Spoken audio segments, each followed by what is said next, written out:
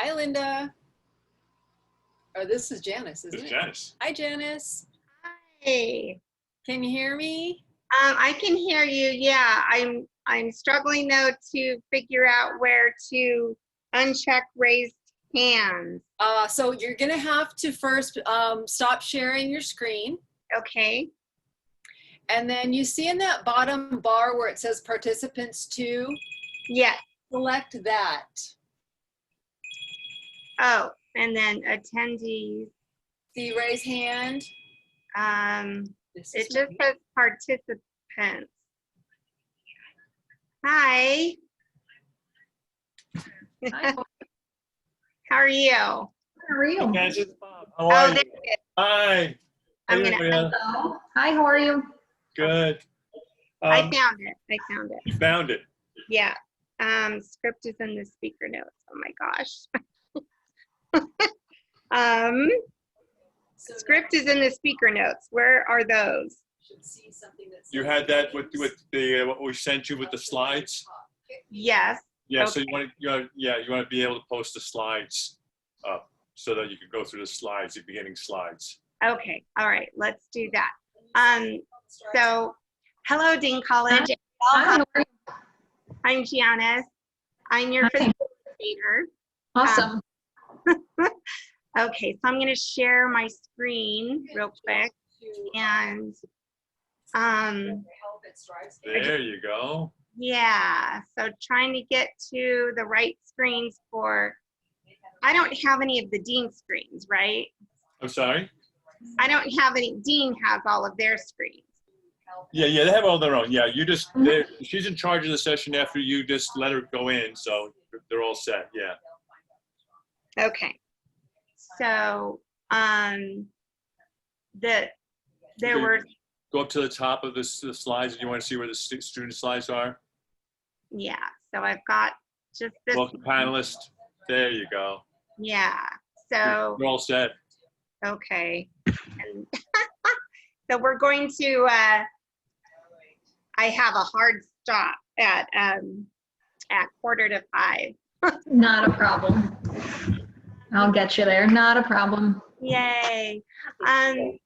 Also, I wanted to just mention, Ariel, that we're actually going to distribute the copy, the link to this recording Okay. afterwards, and Mhm. out to lots of other sources, California counselors, especially those that work with students with learning disabilities and so on. Great. Yeah. Perfect. Cool. Okay. So I feel like there's probably something else I should be doing. And so at the end, so I will take over the reins when you are done with this part and just do my presentation. And then are you helping facilitate the Q&A portion of it at the end, kind of looking at the questions and?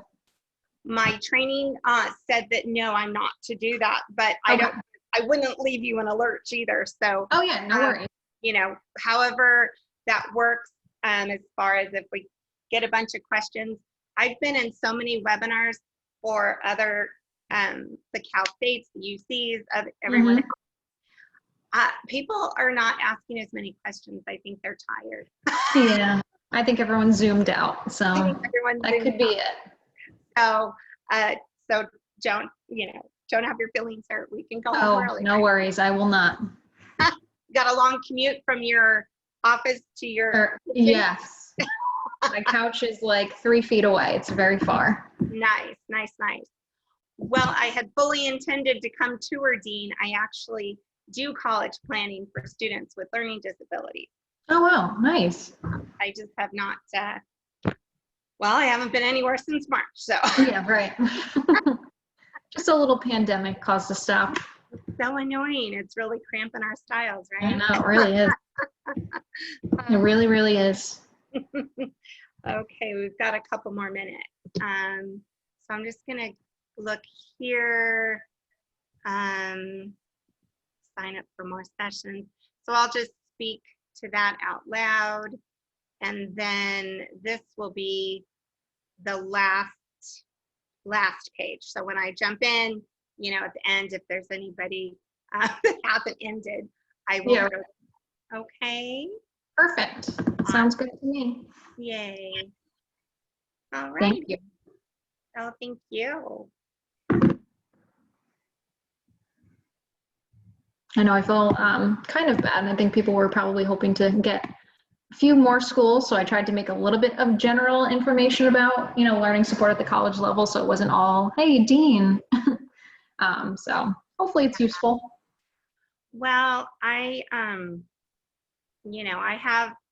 wish I had more students go into structured programs. I watched that Autism Goes to College movie documentary on Saturday. It's part of a conference, and to a T, none of them started college with their accommodations. Yeah. And you can realize, figure how that went.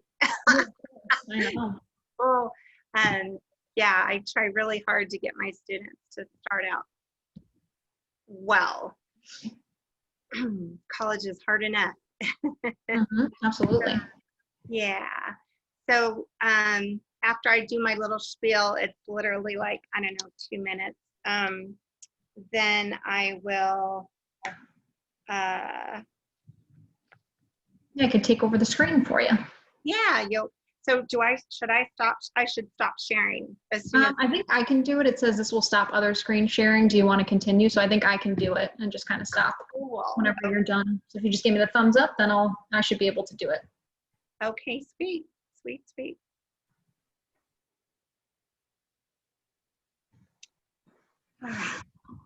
So StriveScan has quite the system down here, I think.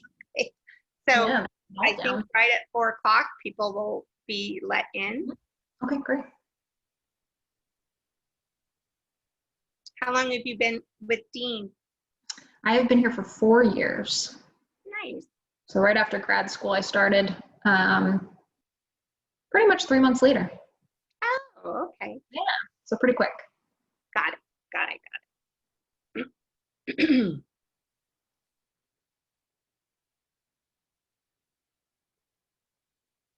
I figure out where my head is. I know, the Sorry. monitor is hard. Never feel like I'm looking at the right spot. I know, the monitors are hard. Every time I get back in the office, I'm like, oh, everyone's over there. Hi. Not on my laptop. Cool. Okay, cool.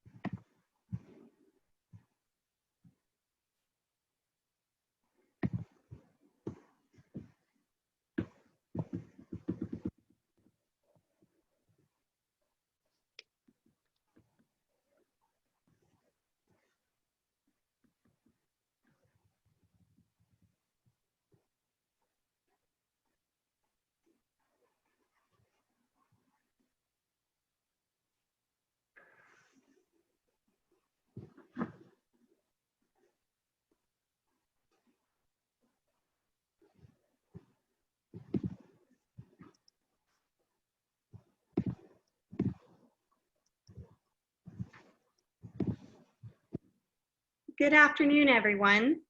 Welcome to the College2Career Fair's virtual college exploration for California students. Just as a reminder and some housekeeping items as we are all joining this session, you will have the opportunity to sign up for additional sessions through the website college2careerfairsconnect.org. Also, just to let you know that this session is being recorded. The recording will be available at the end of the college fair. So if you would like to watch this again, in case you missed any information, or if you would like to explore any of the other sessions that you may have missed, we will be posting all of the sessions to the college2careerfairsconnect.org website. Your camera and microphone for today's session will be turned off, but you do have the Q&A available for you so that you can ask questions of our presenter. So please make sure that you're using the Q&A button down at the bottom of your screen there to ask any questions of our presenter. At this time, I will let our panelists take it away and start our webinar this afternoon. Thank you very much. I am just going to share my screen here. So thank you for joining me today. My name is Ariel Morton. I want to put my contact information up here for you. So I am one of the assistant directors of admissions here at Dean College. My email is there for you to have my contact. You can also see on here our link to our website as well as our visit website. So we are actually having families on campus currently. We're doing tours on Tuesdays, Thursdays, Fridays, and Saturdays. So we are having one family at a time to keep it as safe as possible. So I know you're in California, might, travel, not so much, but just so you know, we do have that option. And then we also have a virtual visit option as well. So if you want to check out our campus from the comfort and safety of your own home, you can do that as well through our visit link. I am also more than happy to answer any of your questions at the conclusion of my PowerPoint presentation. So feel free to ask any questions in there and I will definitely answer them at the conclusion. So I just want to also first and foremost once again, thank you so much for joining me today. I hope you are all doing very well. I want to talk to you a little bit about what we're going to go over throughout the presentation. So first, I'm going to provide you with a bit of a Dean overview, just some fast facts about Dean in general. Then I'm going to do some basic and general information. So not necessarily learning support that is only at Dean, but kind of questions maybe you should be asking other schools if that you're interested in, seeing kind of what schools might be a best fit for your student, or if you are the student, what might be the best fit for you. Also, then I will discuss more about learning support specifically at Dean, our Arch Learning Community, which is our program for students with diagnosed learning differences, and then our application process. Then I will follow that up with some Q&A should you have any questions or anything that I can help with. And then my contact information will also be at the conclusion of the presentation, so you can feel free if you didn't get a moment to kind of take down our website or my email, you'll have that opportunity then as well. So at Dean, we have about 1,200 undergraduate students. We have about 90% of our students pursuing a bachelor degree with us, and then we have 10% pursuing associate degrees with us. So we have students from across the country and the world. So we have students from over 36 different states represented within our population, as well as 24 different countries as well. So we have 10% international students. 90% of our students are living on campus, so you are guaranteed housing for the 4 years. We actually have 13 different residence halls for our students to reside in as well. So we are located in Franklin, Massachusetts, and if you're saying, where's Franklin? I don't know where that is. I also didn't know until I came to Dean, so to give you kind of an idea of exactly, what is local to us. So yes, Franklin is a safe suburban campus with easy access to Boston, so we actually have a commuter rail that takes you right into Boston, about a 5-minute walk from campus, and that is about a 45-minute ride. And then we're also about 35 minutes from Providence, Rhode Island. And to kind of gauge, we're about 3.5 hours from New York City as well. So very close to 2 major cities with Providence and Boston, but you're living and learning in more of a suburban campus, but there's a lot of things to do nearby as well. So any shopping center, any store that you really need is pretty much within reach. At Dean, we have over 40 different clubs and organizations for our students to be part of. So whether that's clubs based on your academic interests, so let's say a psychology or business club, we have dance teams and dance clubs, recreational clubs, pretty much you name it, we have some type of organization for any student's interests. We are also Division III, so we do have 16 athletic teams. If you are not necessarily wanting to play D3, we also have intramural sports as well. And like I stated previously, we do guarantee housing for all 4 years. So since we have 90% of our students on campus, and since we have so many students coming from out of state, from different countries, from different states, we try to do as many activities on campus as possible. Really keep our students engaged, have them have these opportunities to do things on our campus. So we have over 150 different events held evenings and weekends. So you'll see here a few pictures on here. The top picture is our spring carnival that we have every year. We actually shut down one of our parking lots and have games out there. We even have amusement park rides that they come and place out there as well. You'll see in the center our POM team or TAP team that performs oftentimes at our athletic events or for our student activities. And then also we do a Thanksgiving dinner for our students too. So you'll see that our staff is volunteering there and providing students with a late night Thanksgiving dinner as well. So now I want to go a little bit more into kind of the general learning support overview. So a little bit of things to look out for in general in an application process. What kind of school should I be looking at based on my academic needs? So this is a little bit more of general information for you. So are you looking for a full program with ability to customize support? So is it a full program of academic support? Do you kind of want more of an a la carte, like getting some tutoring sessions or academic coaching? So what does that school have to offer? Do they have certain levels of support, or do they have a specific program for your student, or if you are the student, for you? Is there communications with parents? So are parents able to communicate with advisors and faculty and staff? What is the difference? Do they have academic coaching, or do they have content tutoring? So the difference with those is academic coaching is more of that strategy based. So academic coaching is more so for students who need some additional support, like working on study skills, organizational skills, note-taking, test-taking. So more working on study skills and strategies that can be transferable to all courses. Content tutoring is more so content tutoring in a specific subject, a specific project, specific assignment. So at Dean, we actually have both, which I will talk about later on, but those are the differences. So do they have academic coaching provided, or is it more content tutoring? Or are you teaching us the skills to be successful after, or is it more so you're helping me with an assignment? So that's something to ask of the schools you are looking for and figuring out what you would like as well. Is there a college transition support for a student? Here at Dean, we actually do, which I'll also talk about later, so I apologize for reiterating some information, but we have an orientation for our ARCH students 3 days prior to the move-in day, meaning that we give our students 3 days of time to really transition to the school, be able to walk around, meet with faculty and staff, figure out how you're checking your emails, or figuring out how you're seeing if assignments have been uploaded. So we give students 3 days of that help with the transition to campus before 1,200 students come back. The 85 to 100 students who are in the program are able to get more accustomed to the campus. So do they have some type of college transition to help a student? So if you aren't a transfer student, this is your first time coming to college. So it's a transition for everyone. So do they have something there to really help and aid a student with that transition? What is the advising model? So is it faculty? Is it more holistic with everyone included? So personally at Dean, students have career and success advisors. They help students with academic monitoring. So every 3 or 4 weeks, a faculty member actually posts the grades for a student. So you're gonna know how well you're doing every 3 or 4 weeks.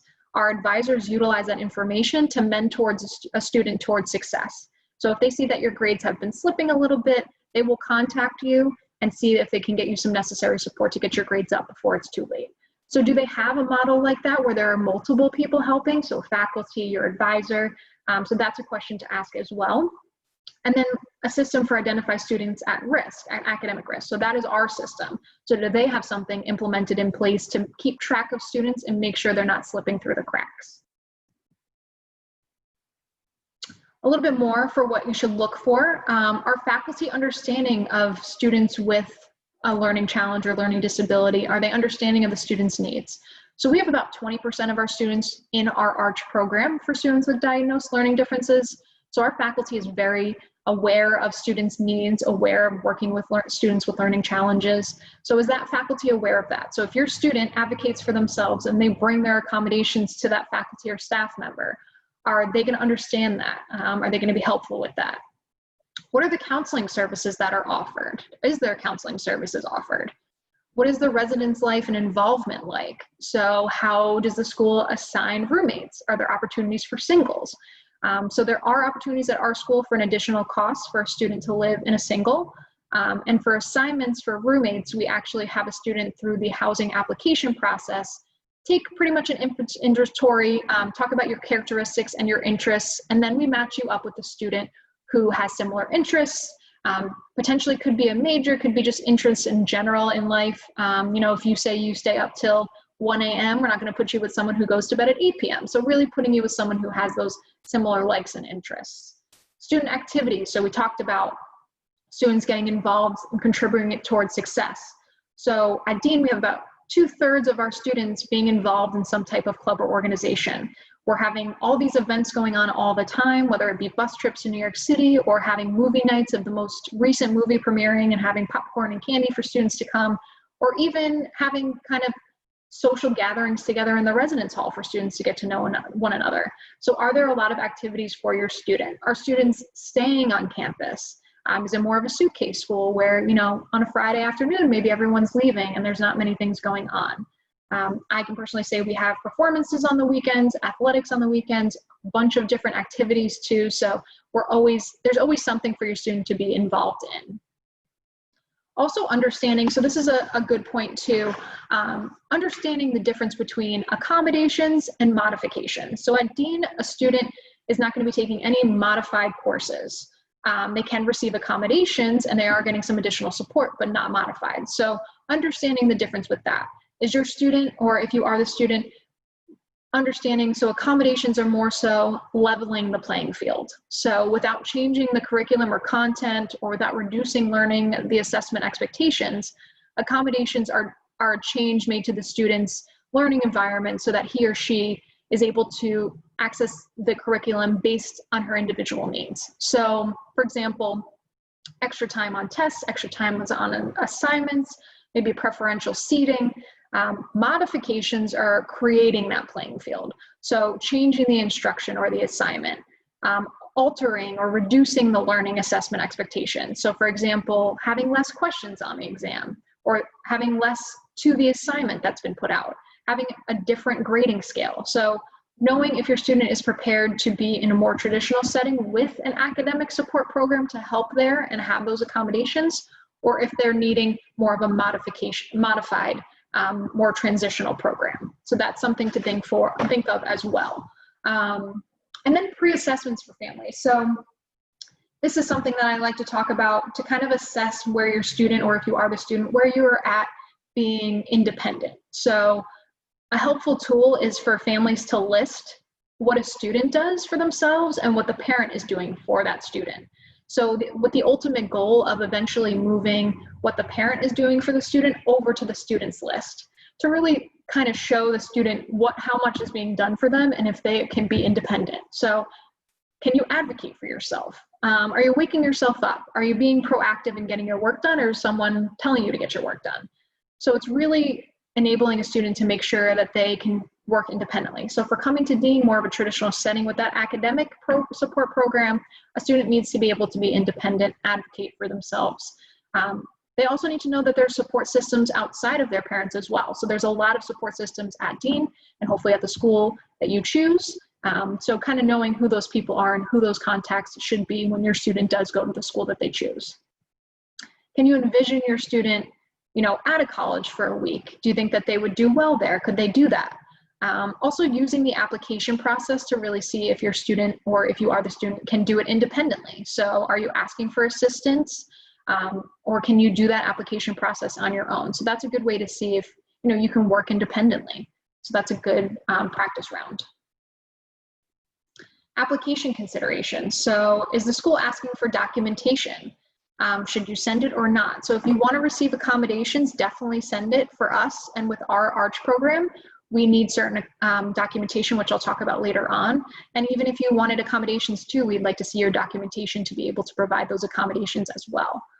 So disclosing that information is very important. We are SAT and ACT optional, so some schools will be optional with that as well. We understand that not everyone is a great test taker, but that doesn't mean that you're not academically successful or can be academically successful. A lot of schools are also changing to being optional with SAT and ACT because of that reasoning. Also because of COVID and having it be difficult for students to be able to actually get a chance to take the SATs as well. So a lot of schools are moving towards that optional piece. Does the program have a separate application for the learning support program? So we personally have another application for that. So does that school that you're looking at, is there the application for admissions, but then another application for that support program? So that's something to figure out. does the student need to be accepted to the school first and then go through that process for the learning support program? For us personally, it's a simultaneous process. So you would complete the dean application and the admissions application, and then you would complete our ARCH application all at the same time. Is there a required interview? So is the school requiring you to have an interview process? So we require an interview. It's a benefit to all because our staff gets to know the student, but it's also a benefit to the family because they're gonna let a family know, hey, we think this program is the best fit for you. They also might say, we think that maybe you need some additional support and maybe this, you know, we can add a few things to the ARCH program, add a few additional requirements, or they might not be the best fit for you and they'll let you know that as well. Or you may even not even need that level of support and they may suggest another level of support. So that's the benefit of that interview process as well. And then I'm going to talk a little bit more specifically about learning support at Dean. So why Dean College? So we have support for all students, depending on your learning challenge or difference, or even if you just kind of need additional support, we have something for you. Differentiated levels of that support, like I was just saying. So all different levels of support, we're meeting you where you are and we're providing you with that support. We have a more community approach to learning. So it's not just your faculty members, it's your academic advisor, it's the ARCH faculty, it's your academic coach, it's the peer and professional tutor. So it's everyone working to make sure that you're successful. We do have a nationally recognized program and obviously open communication. So students should feel very comfortable going to anyone at Dean for any help. So we have a lot of comprehensive learning support at Dean. So to start off, these are there are a few non-fee-based services at Dean and then some fee-based services. So I was saying before the difference between that academic coaching and content tutoring. So we have both. So your content tutoring is by peer or professional. So the peer tutoring is working with a peer of yours who has gone through a training program and has high achieving in whatever subject they're helping with that content. So you can work with them. If you prefer to work with a professional, they usually have a master's degree or a doctorate and they're helping you with that content tutoring, and that is a free service for students to utilize. Then we have academic study partners. So if you prefer to work with a partner and kind of work together on assignments, that's an opportunity as well. We do have our writing center and our math center. Both are drop-in. Writing, you can actually get an appointment should you kind of want to plan it out a little bit further. This is by peer and professional tutors through this writing and math center as well. Then we have our advising. So like I stated previously, if you are a student who is not in our ARCH program, you will have a career and success advisor based on your certain major. If you are within our ARCH program, you have an ARCH specific advisor. They will help you with your scheduling. So when you come for orientation, they actually will provide you with your schedule. They will make sure that they're keeping you on track for all your graduation requirements.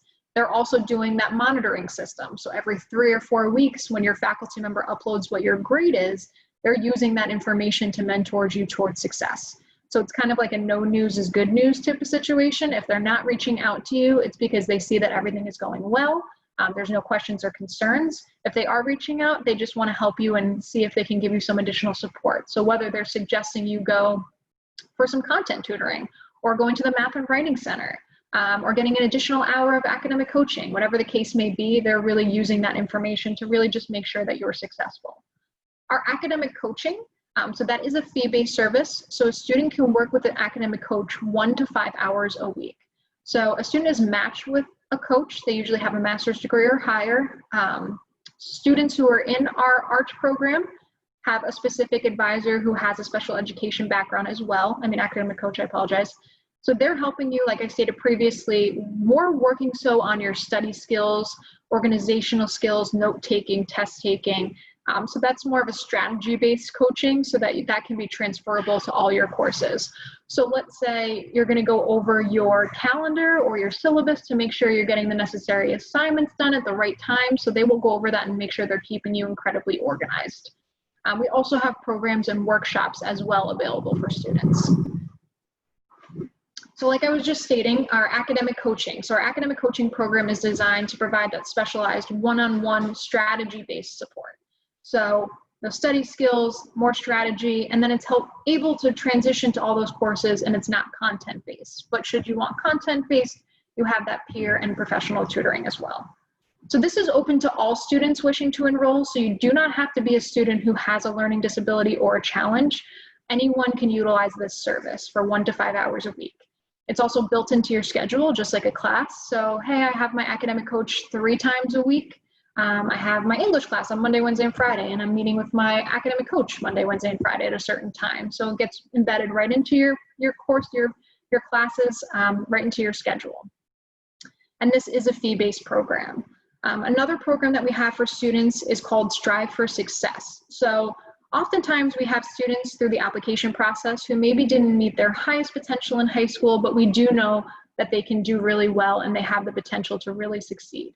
They just need that more supportive environment, maybe a smaller school, and they would be the best fit at Dean, and they would get the necessary support that they would need. So we actually accept these students contingent upon doing the Strive for Success program. It's usually for a full year. They would get an hour of this academic coaching, and then they would utilize peer and professional tutoring, those work study partners and study labs that are usually facilitated by our learning support staff. And they'd be able to use those skills that they learn within that first year and really able to branch out and have that transferable to the rest of their time at Dean. Then we have accessibility services. So accommodations are offered to any qualified student with a documented disability. So you would submit your documentation to our accessibilities coordinator. She would review it and she would contact and let you know kind of the requests for those accommodations and services and be evaluated individually based on that documentation and let you know exactly what accommodations can take place and what we can provide as students. So whether that be for a learning challenge, physical disability as well, any accommodations that are necessary and that are needed. So whether that be Read and Write Gold, smart pens, dictation software, you name it, any technology or assistive technology that we can provide as well.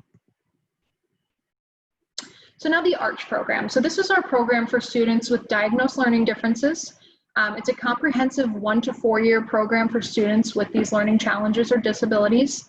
So it is a fee-based program and does have a separate application and interview process that we talked about previously. So through the application process, so a student would apply to Dean through either the Common App or our Dean application. Both are free either way. On that application, there's a question on there that says, are you interested in the ARCH program? It'll also give you a little bit of information about exactly what the ARCH program is.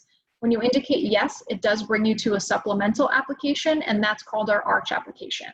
So that is a 1-sheet application that says 2 questions on there. What accommodations are you currently receiving, and why do you think this program may be a good fit for you? You're also able to actually electronically upload documentation. So let's say you have an IEP or a 504, any psychoeducational testing or academic testing, that can be uploaded on there.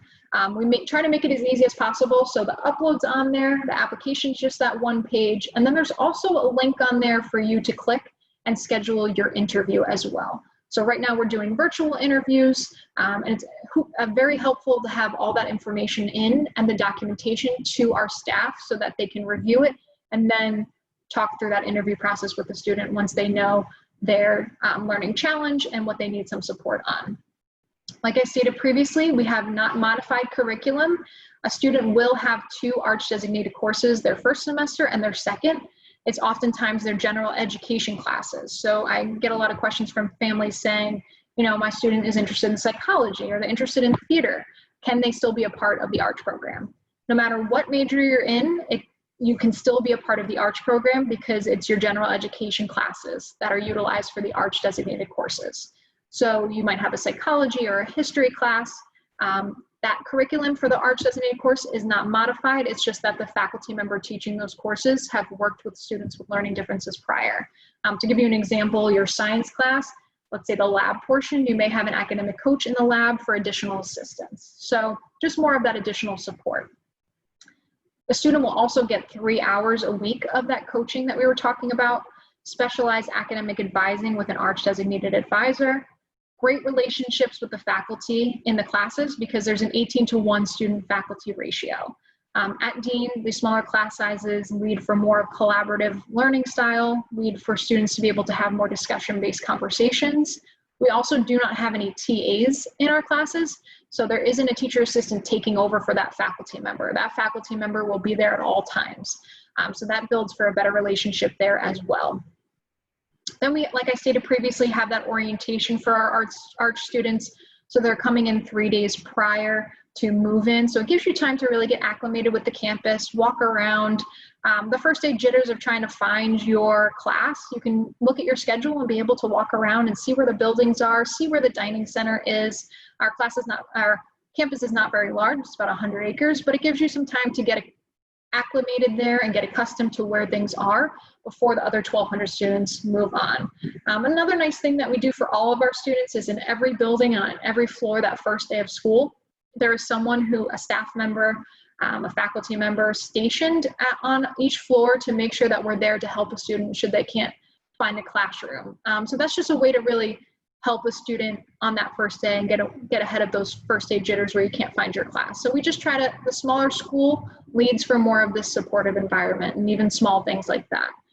Communications with parents. So we are communicating with parents. We're telling families information should there be questions or concerns that we have, and then supplemental instruction.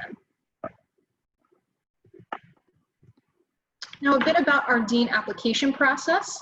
So I know we talked about a little bit, so certain dates. So if you're a student, your student is a senior, if you are the student and you are a senior, November 1st and December 1st are our early action deadlines. So those are non-binding decisions. So those are just applying early. So if you apply by November 1st, we guarantee giving you a decision by December 15th. If you apply by December 1st, we guarantee giving you a decision by January 15th. So it's just of a benefit for a student to apply earlier. You can get your decision earlier. You have some time to really say, hey, these are my acceptances. This is how much merit scholarship I'm getting, or this is the cost. So it gives you some time to really kind of take that all in and make your decision. March 15th is our priority filing date, so you can apply then. And then we're rolling admissions. So you can pretty much apply up into whenever you'd like. Obviously not the first day of school, definitely do it before that, but you do have a lot of time for that application process. Personally, I think the earlier the better, so you can kind of have all your ducks in a row. So requirements through the process is applying online. So our application is free, whether you do it on our website or through the Common App, whichever you prefer. Then obviously we need your transcripts. We are working very closely with schools now too to help students kind of aid getting those transcripts should things, if they're in a hybrid setting or people working from home, will definitely help with that as well. We recommend test scores, personal essay, and recommendation letters. Test scores are optional, so you do not have to submit your SAT or ACT. It's not going to make or break you admissions-wise. It's not going to make a difference for us, but you're more than welcome to send them if you'd like. A personal essay just helps us get to know you a little bit better, so it's always nice to read through the process, but also not a requirement. And that goes for recommendation letters as well. It's always nice to hear about you from someone else's perspective, whether that be a faculty member or someone you've worked for, but that's also not a requirement either. And then there's just the additional application process for, let's say you are interested in performing arts. So there's an audition component to our dance and theater programs, as well as submitting a resume and some other supplemental materials as well. And then the arts program, which we discussed earlier, that application is also required at that time of admissions as well. So you want to do both those applications simultaneously.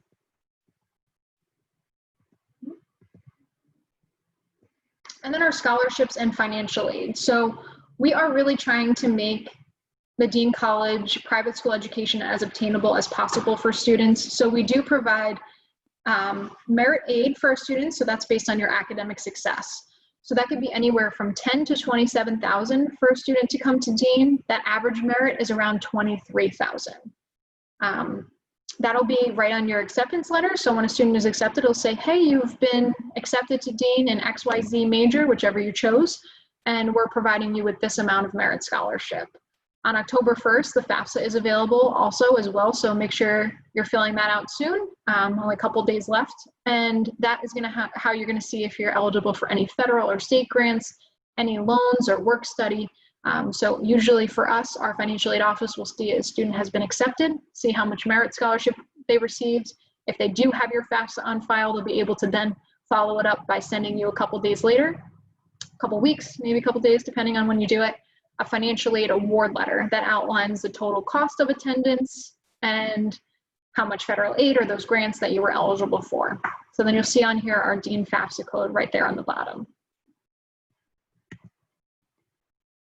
And I just one time want to just put my information back up here for you. So feel free to take my email down should you have any questions. Our Office of Admissions, you'll see our link on here as well. And then you'll see our visit website too. So should you be able to come to campus, hopefully eventually, safely, you can definitely check us out there. And then if you want to check us out from the safety of your own home, feel to check us out on our virtual website.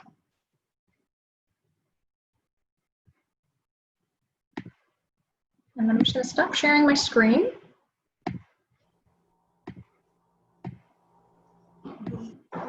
I don't see any questions at the moment. That was so thorough. Oh, thank you. Wonderful. With so much Thank you information.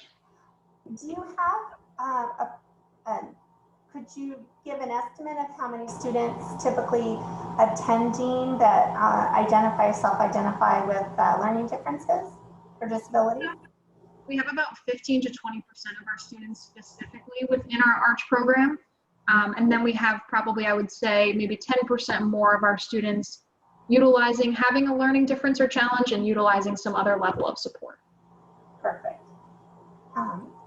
Is the pricing for the ARCH program on the website? Yes, it is. So it's actually $3,600 per semester. So for that first year, it'll actually be $7,200 additional charge.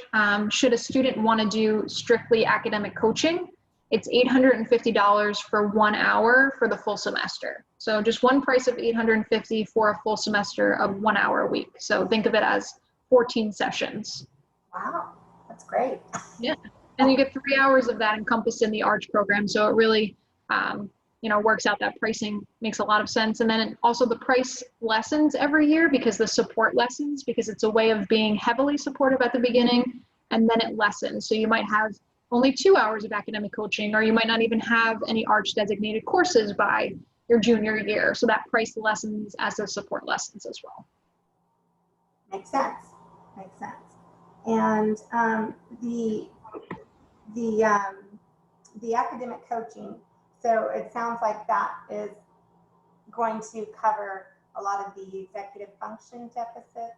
Absolutely, yep. So more of that organizational skills, the note-taking, so a lot of the executive functioning disorders such as ADHD, it's very helpful for that. Definitely, definitely. Great. Well, we are actually finishing up a little bit early, it looks like. So yep. We can safely travel to our next room. Yep, exactly. Right to our couch. Awesome. Awesome. Okay, well, thank you everyone for joining us. Thank you so much, Ariel. That was just a fantastic presentation. So I appreciate your time. Thank you. Okay, talk to you very soon. Bye. Have a good night. Thank you so much.